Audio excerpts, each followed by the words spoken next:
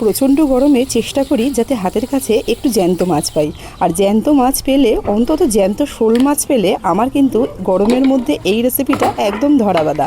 হালকা তেল মশলা দিয়ে রান্না করতে হয়, খেতে হয় অপূর্ব। একটু অন্য রকমের, রোজকার ওই ঝোল ঝাল না করে মাঝে মধ্যে এরকমভাবে একটু রান্না করলে বেশ ভালো লাগে। আপনারা কে কে এরকম লাউ দিয়ে শোল মাছ খান আমাকে কিন্তু অবশ্যই কমেন্টে জানাবেন। আমি এখানে মাছগুলো খুব ভালো করে ধুয়ে বেছে পরিষ্কার করে ভাজতে বসিয়ে দিলাম। অন্যদিকে লাউটাকে কেটে নেব। আর এই রেসিপির জন্য আমার দরকার একটু বড় বড় করে লাউ কাটা, মানে একটু ঝিরিঝিরিভাবে লাউ কাটলেও যে হবে না তা না, তবে এই রেসিপির জন্য একটু বড় বড় সাইজের লাউ কাটলে বেশি ভালো লাগে। লাউটাকে ঠিক এরকম সাইজ করে কেটে নিয়েছি, তবে চাইলে কিন্তু ঝিরিঝিরি করে কাটা যেতেই পারে। আর এই লাউয়ের সাথে একটা মাঝারি সাইজের আলু একটু লম্বা লম্বা টুকরো করে কেটে নিচ্ছি।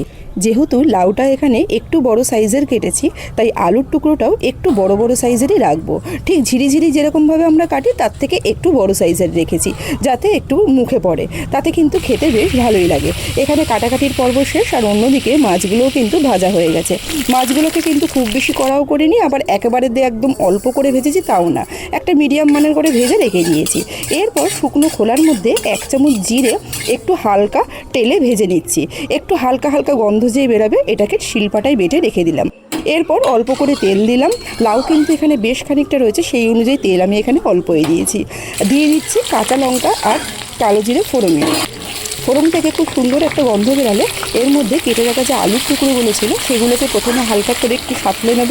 খুব বেশিক্ষণ ধরে সাঁতলানোর কোনো প্রয়োজন নেই। তারপরে কেটে রাখা যে লাউগুলো আছে সেগুলোকে দিয়ে দেবো। প্রথম অবস্থাতেই এর মধ্যে কোনো মশলা আমি দেবো না, খুব ভালো করে নেড়ে ছেড়ে একটু রান্না হতে দেবো। শুধুমাত্র অল্প একটু নুন দিয়ে দিলাম। অল্প একটু বলতে এখানে যতখানি প্রয়োজন সেই অনুযায়ী নুনটা প্রায় দিয়ে দিয়েছি। পরে আবার চেক করব, চেক করে যদি লাগে তো আমি আবার এখানে নুনটা ব্যবহার করব। দিয়ে একটু ঢেকে দিয়ে লাউয়ের জল বেরোনো পর্যন্ত অপেক্ষা করব। মোটামুটি মিনিট 10 ঢাকা দিয়ে রেখে দিয়েছিলাম, আর তাতে কিন্তু লাউ আর আলু থেকে বেশ খানিকটা জল বেরিয়ে গেছে। এরপর এর মধ্যে দিয়ে দিলাম 1 চামচ মতন আদা বাটা, আর সেই সাথে পরিমাণ মতন হলুদ দিয়ে দিলাম।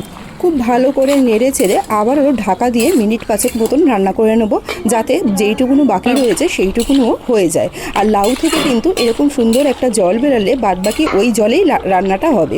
এরপর ঢাকনা খুলে ওর মধ্যে চেরা কাঁচা লঙ্কা আর যে ভাজা মশলাটা ছিল জিরে গুঁড়োটা সেটা দিয়ে দিলাম। দিয়ে একটু ভালো করে আগে নেড়ে চেড়ে নিলাম। এরপর এর মধ্যে ভেজে রাখা যে মাছগুলো ছিল সেই মাছগুলোকেও দিয়ে দিলাম।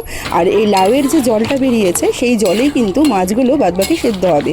ওই জন্য একটু ঢাকনা দিয়ে দিয়ে লো আঁচে রান্না করলে লাউ থেকে বেশ সুন্দর একটা জল বেরোবে। আর এক্সট্রা করে কোনো জল কিন্তু এর মধ্যে দেওয়ার দরকারই লাগবে না। মাছগুলো দিয়ে আমি এখানে মিনিট 4 মতন রান্না করে নিয়েছি, আর তাতে কিন্তু মাছগুলো পুরোপুরি রান্না হয়ে গেছে। এরপর নামিয়ে নিয়ে পরিবেশন করার পালা। আপনারা কে কে বাড়িতে এরকম লাউ দিয়ে শোল মাছ ট্রাই করেন আমাকে কিন্তু অবশ্যই জানাবেন। আর ভিডিওটা ভালো লাগলে অবশ্যই লাইক কমেন্ট শেয়ার করে একটু পাশে থাকবেন। ভিডিওটা যদি ফেসবুক পেজ থেকে দেখে থাকেন পেজটা একটু ফলো করে নেবার অনুরোধ রইল। দেখা হচ্ছে পরের কোনো রেসিপিতে। ধন্যবাদ।